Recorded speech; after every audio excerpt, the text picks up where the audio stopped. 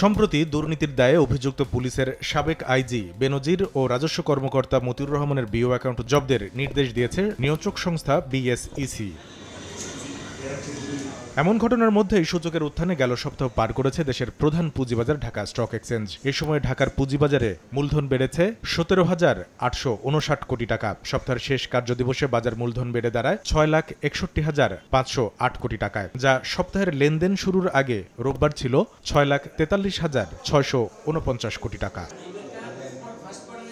সপ্তাহ ব্যবধানে বেড়েছে ডিএসসির সবকটি সূচকও। প্রধান সূচক ডিএসসি এক্স 111.28 পয়েন্ট বেড়ে দাঁড়িয়েছে 5,355 পয়েন্টে। বেড়েছে লেনদেনের পরিমাণও। সপ্তাহ জুড়ে ডিএসসিতে মোট লেনদেন হয়েছে 2,802 কোটি 13 লাখ টাকা। আগের সপ্তাহে যা ছিল 1,882 কোটি 27 লাখ টাকা। এ সময় লেনদেন বেড়েছে 919 কোটি 86 লাখ টাকা। নগদের কাছে সব গ্রাহকই প্রিয়, তাই তো সারা দেশে ক্যাশ আউট চার্জ সবচেয়ে কম। এদিকে দৈনিক গড় লেনদেন বেড়েছে 183 কোটি 97 লাখ টাকা। এ সময় প্রতি কার্যদিবসে গড়ে লেনদেন হয় 560 কোটি 42 লাখ টাকা।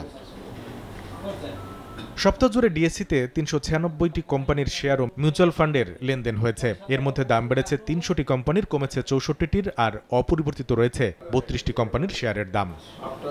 কামরুল হাসান সবুজ, সময় সংবাদ, ঢাকা।